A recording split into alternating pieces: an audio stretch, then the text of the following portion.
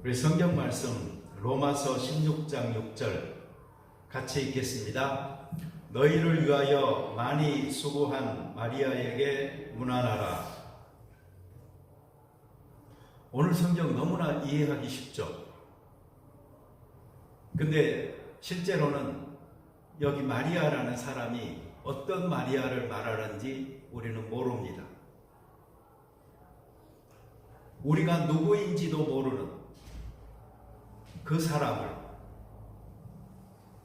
기억하고 문안하라, 고마워해라. 왜 그런 거 하니? 그가 우리 가운데서 많이 수고한 사람이다. 자기 수고에 함몰되지 말라. 이런 제목으로 오늘 말씀 전하고자 합니다. 제가 요즘 축구에 좀 빠져 있습니다. 한국 선수들이 너무나 잘하고 유명하게 세계적으로 매스컴도 타고 막 이러다 보니까 저도 관심이 무척 높아졌습니다. 그렇다고 최근 10년 동안 축구 한번 해본 적은 없는 것 같아요.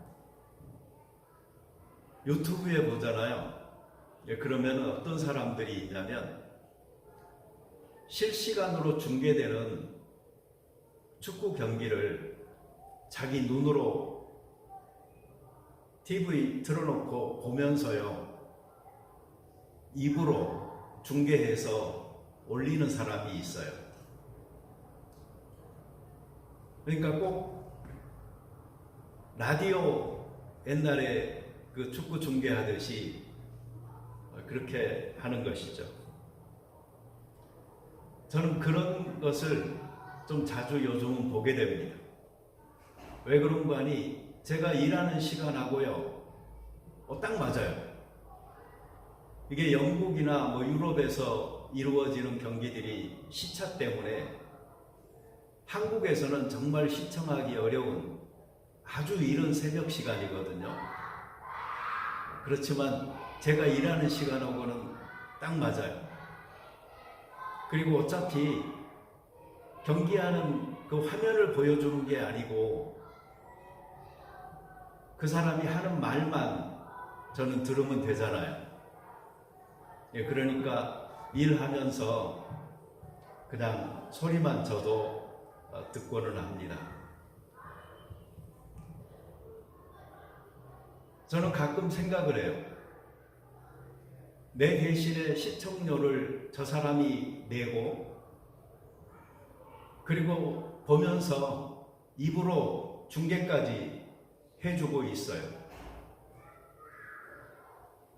경기를 뛰는 선수가 있고 또 교체 대기 선수도 있어요.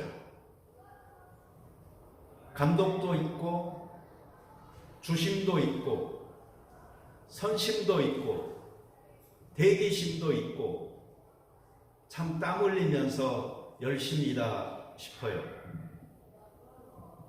그리고 경기장에 모여 자기 편을 목이 터져라고 응원하고 있는 사람들 역시 정말로 대단히 수고가 많다. 모두 다 열심이다. 그러면은요, 새벽에 일하고 있는 내 고생은 별거 아니다 싶기도 합니다. 자주 우리는 나만 고생하고 있다, 나만 힘들게 사는 것 같다 싶을 때가 있어요. 그러나 바로 그때에도 생각보다 훨씬 더 많은 사람들이, 아니 이 땅에서 살고 있는 모든 사람은 다 수고하면서 살고 있는 것입니다. 예수님께서 인생을 어떻게 보셨는가를 아주 집약적으로 보여주고 있는 성경 구절이 무엇인고 하니? 수고하고 무거운 짐진 자들, 그게 바로 예수님께서 생각할 수 있었던 바로 인생관이었던 것입니다. 그러니 나 고생한다, 나 힘들다, 나 수고했다, 여기에 너무 함몰되지 말고 폭넓게 모든 사람이 다 힘쓰고 애쓰며 자기 삶을 살아가고 있다, 이렇게 생각할 수 있어야 되겠습니다. 여러분, 한 해 동안도 수고 많으셨습니다. 오늘 2023년도 마지막 주일, 마지막 날, 우리가 서로 수고한 사람들을 기억하면서 따뜻하게 수고했다는 말을 건네주고 등을 두들겨주고 손을 잡아주고 그런 날이 되어졌으면 좋겠습니다. 혹시라도 내가 정말 수고했는데 내 수고를 누가 안 알아주네 하는 섭섭한 마음이 든다면 바로 그때가 조심해야 할 때입니다. 그때가 위험한 때입니다. 자기가 지금껏 수고한 모든 것을 자기 스스로 허물어 버릴 수 있는 때가 바로 그때입니다. 자기 수고에 스스로가 함몰되어져 버리면 그건 자책골과 같은 것입니다. 저는 목사로서 여러 가지 활동에서 드러날 수밖에 없죠. 밖으로는 저는 유명하지 않지만 적어도 교회 안에서는 뭐 설교도 해야 되고 기도도 해야 되고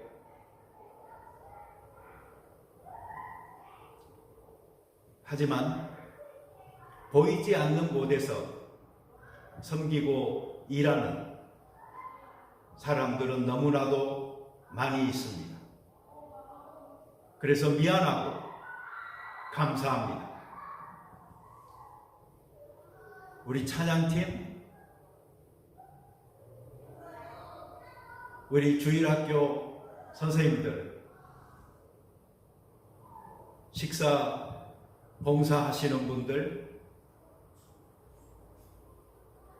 재정 담당하여 관리해 주시는 분들, 또 전체적으로 교회가 영적으로 바른 길을 가고 있는 것인지 늘 살피며 기도하시는 분들, 우리 가운데서 수고하는 분들은 너무나 많은 것입니다. 모두에게 감사드립니다.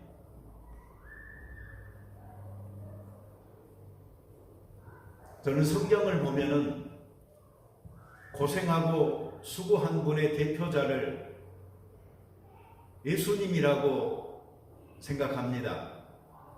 그러나 예수님의 그 고생과 수고는, 고통은 십자가에 응축되어져 있고 집중되어져 있습니다. 실제로 우리와 같은 보통 사람의 삶을 하나님 앞에서 헌신적으로 살면서 긴 시간 동안 고생한 사람은 사도 바울입니다. 그래서 성경에 보면은 사도 바울이 고생했던 기록이 많이 나오죠. 수고하여 친히 손으로 일을 하며 모욕을 당한 즉 축복하고 박해를 받은 즉 참고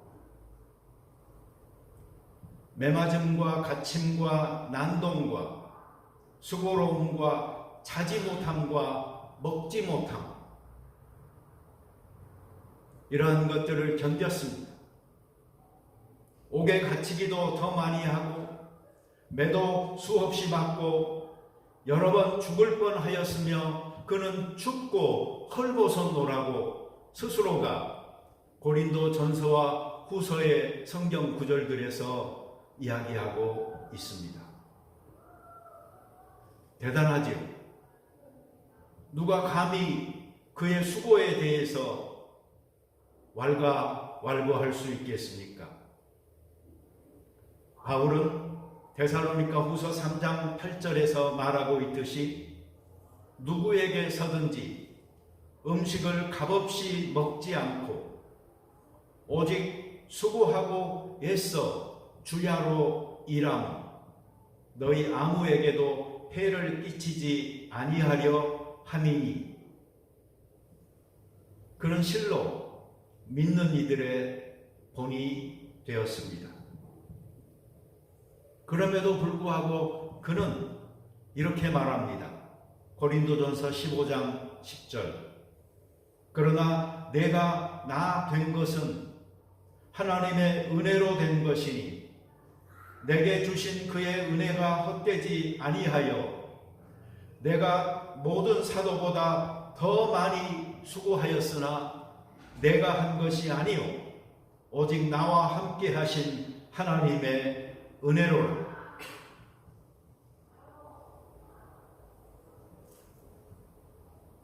바울은 자기 수고의 영광을 자기가 받거나 누리는 게 아니고 하나님께 돌렸습니다. 나의 나 된 것은 하나님의 은혜입니다. 내가 한 것이 아닙니다. 1년 동안 수고하신 모든 분들이 저는 바울과 같은 이런 자세로 하나님 앞에서 겸손히 그리고 다시 한번 은혜 앞에 자기를 부탁하는 마음으로 감사하며 설 수 있게 되기를 바랍니다. 또한 그는 남의 수고에 대해서는 인정하고 칭찬했습니다.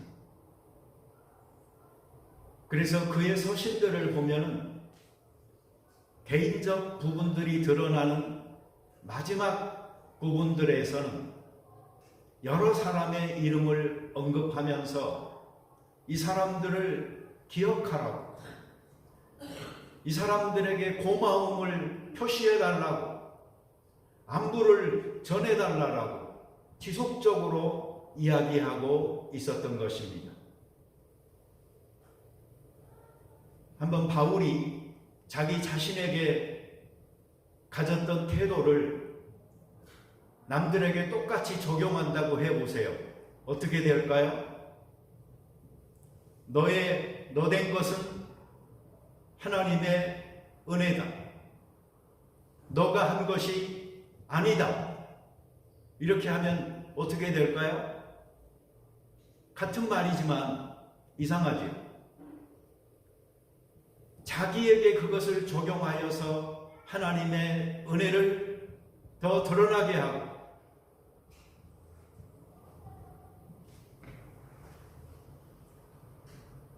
하나님께서 하신 일이다 라고 할 때와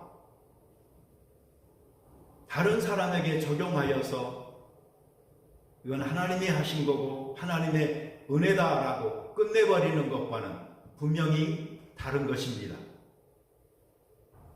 그러니 여러분, 하나님 앞에서 내가 한 수고에는 스스로 함몰되지 말고 하나님께 영광을 겸손하게 감사를 돌릴 수 있게 되기를 바라고, 남들의 수고에 대해서는 여기 사도 바울처럼 많이 수고한 것을 인정해주고 격려해주고 칭찬하여 기념할 수 있는 우리들이 되어져야 되겠습니다.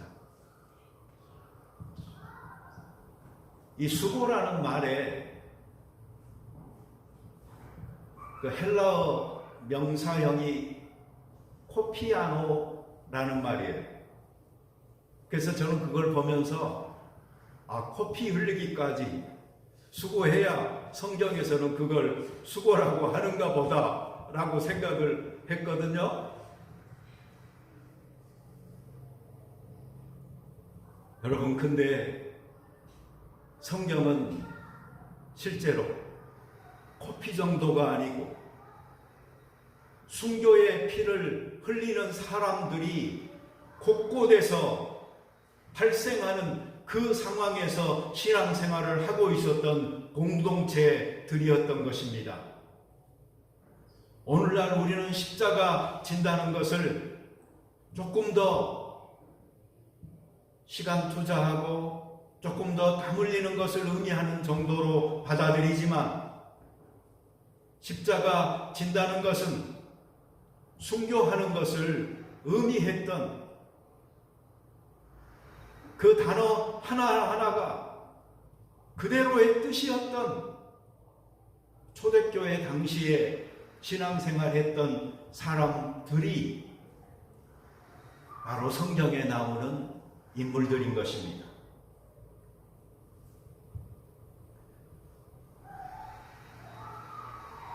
이 남들이 자기 수고에 대해서 잘 안 알아주잖아요. 그러면은 이제 자기 스스로가 말하기 시작할 때가 있습니다. 이유가 뭘까요? 섭섭하다는 거죠. 그리고 간접적으로 이런 말을 지금 전하고 있는 거죠. 너는 최선을 다하지 않았어.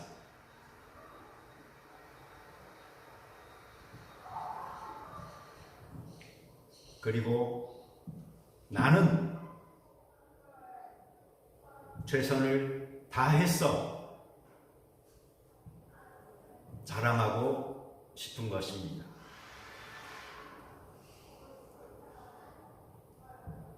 자기 수고가 커 보이고 남의 수고가 작아 보일 때, 그 교묘한 틈은 사탄이 노리는 틈이요, 우리의 영적 만족도를 완전히 뒤흔들고 우리가 걸어온 신앙의 걸음들을 헝클어뜨려 버리는 것이 되는 것입니다. 남이 우습게 보이고 자기가 대단해 보이게 되면은 이것은 필연적으로 관계의 파멸을 가져오게 되는 것입니다. 자기 수고에 함몰되어졌을 때 남의 수고를 있는 그대로 인정하지 않게 되면서 생기는 가장 큰 비극이 바로 관계의 파괴인 것입니다. 1년의 마지막 주일, 마지막 날을 보내면서 내가 다른 사람들과 어떤 관계를 맺어 왔는지 한번 살펴보시기 바랍니다. 혹시 자기의 애쓰고 고생하는 수고에 함몰되어져서 다른 사람들과 관계가 정상 궤도를 벗어나 버린 경우는 없었는지요? 이런 일이 없도록 하기 위해서 우리는 서로의 수고를 충분히 알아주고 또 격려하여 더 잘할 수 있도록 해줘야 되는 것입니다. 여러분, 이 땅에서는요, 수고하는 게 너무나 기본적인 상수에 수고하지 않고 살려고 하는 것은 타락한 세계, 질서가 깨진 사회 속에서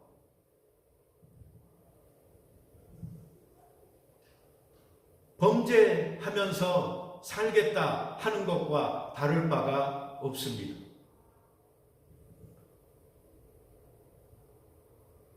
에덴 동산의 타락 후에 하나님께서 사람에게 부여하신 것이 무엇입니까?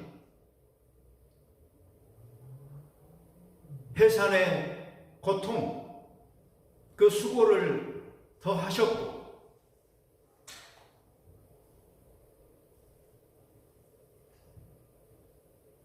평생에 수고해야 그 소산을 먹을 것이다라고 그 땀을 흘리도록 하셨잖아요. 이것을 우리는 저주라고만 생각하는데 이게 바로 우리가 처한 현실의 기본 값인 것입니다. 그래서 여기에서 벗어나려고 노력하기보다는 이 질서를 따라 수고하는 것, 그것이 더 합당하다 생각이 됩니다. 그래서 우리가 하는 말이 있잖아요. 몸이 편하면 마음이 불편하고, 몸이 좀 불편하면 마음이 편하다고. 그것은 기본적으로 다 거기서 거기 서로가 이해할 수 있는 정도의 어려움을 안고 사는 사람들이 노동의 가치, 땀 흘리는 것의 의미를 서로 알고 공감하기 때문에 나누는 말들인 것입니다. 에베소서 4장 28절의 말씀처럼 도둑질하는 자는 다시 도둑질하지 말고 돌이켜 가난한 자에게 구제할 수 있도록 자기 손으로 수고하여 선한 일을 하라. 자기 손으로 수고해야 도둑질도 하지 않게 되고 남들을 구제할 수 있는 선한 일도 할 수가 있는 것입니다. 편히 살려고 하는 사람이 범인입니다. 우리는 파라다이스, 낙원에 살고 있지 않습니다. 절망하고 불평하면서 살아야 할까요? 아니지요.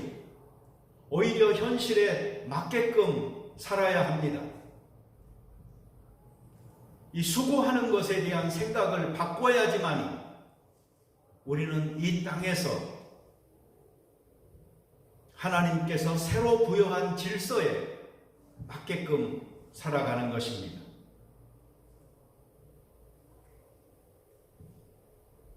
요새 한국에 보니까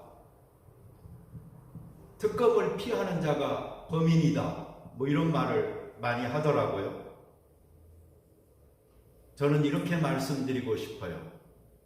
이 세상에서는 수고를 회피하는 자가 범인이다. 수고하지 않으면 남의 등쳐먹고 살려는 사람이 되잖아요. 빈둥빈둥 사기꾼밖에 더 되겠습니까? 협작꾼밖에 더 되겠습니까?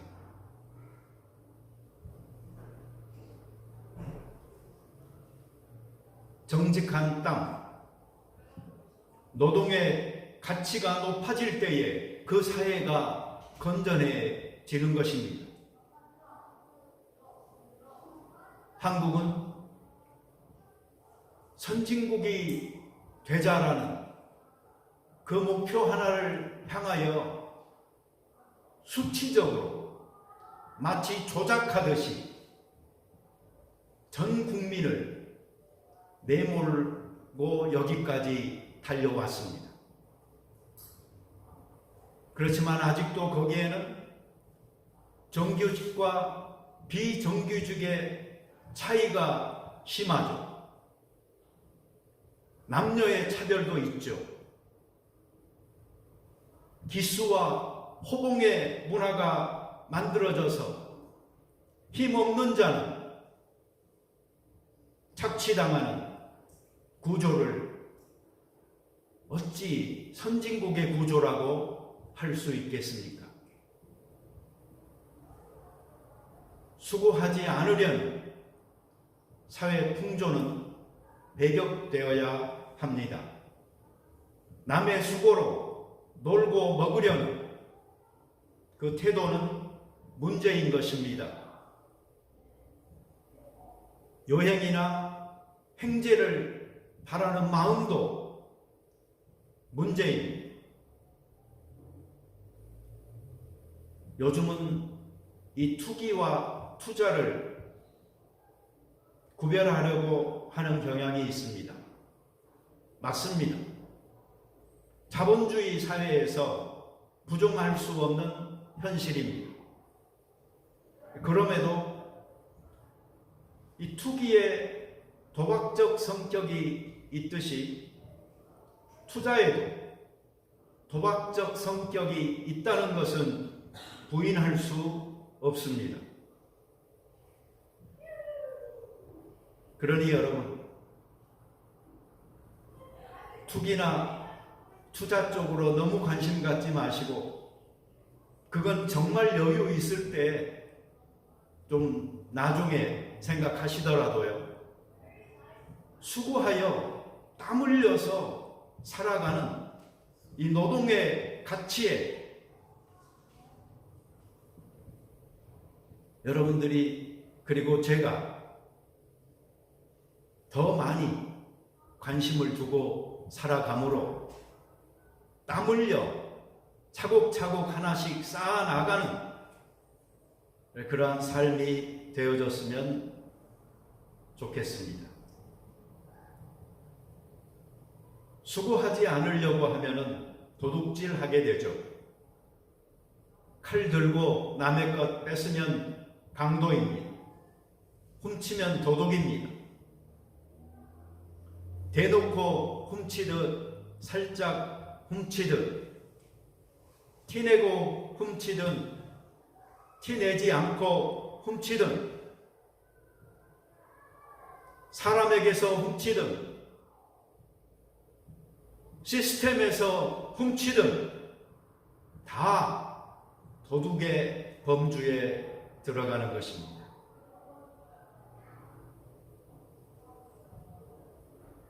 우리는 성경에서 놀라운 희망을 보지요. 이 땅에서 수고를 그칠 날이 올 것이다. 하나님께서 쉼을 주신다. 그리고 수고한 대로 하늘에서 갚아 주신다. 이러한 성경의 교훈들을 우리는 알고 있습니다. 우리들 모두가 올 한 해 스스로를 수고했다, 고생했다, 힘들었지, 좀 쉬어 라고 스스로에게 좀 위안을 주시고요. 그리고 서로에게 격려를 주시고요. 마음이 다들 편안한 상태에서, 그리고 서로를 인정해주고 박수 쳐주고 칭찬해주는 그 상태에서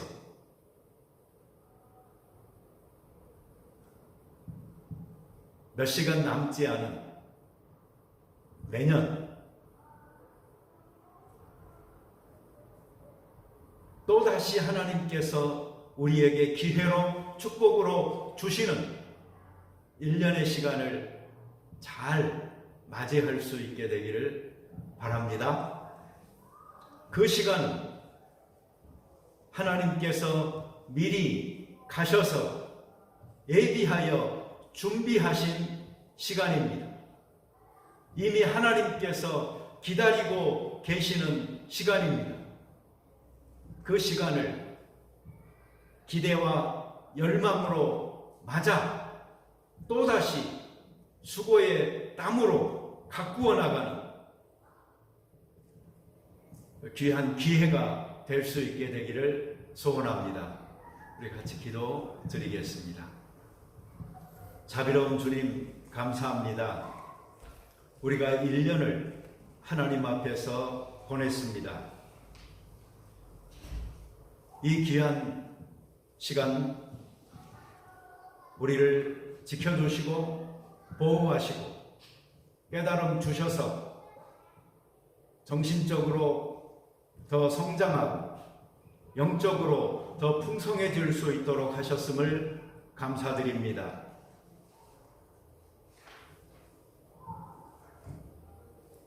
얼마 남지 않은 새해를 기다리는 마음으로, 그리고 그 시간에 먼저 가셔서 준비하고 계시는 하나님의 축복을 받아들일 마음의 그릇들을 예비하면서 하나님께 달려가기를 원합니다. 주님, 우리가 한 해를 살면서 하나님 앞에 부족하고 범죄했던 것들 용서하여 주시고, 고백하면 동이 서에서 먼 것처럼 기억도 아니하시는 아버지이신 줄 믿사옵나니, 우리가 정직하게 고백함으로 사함 받을 수 있도록 하시고, 새로운 해돋이를 맞이하는 희망찬 새해로 저희를 축복하여 주시옵소서. 우리 개개인의 삶과 가정의 생활과 또 교회의 이 영적 여행이 하나님의 은총 아래에서 이루어질 수 있게 축복하여 주옵소서. 예수님의 이름으로 기도드립니다. 아멘.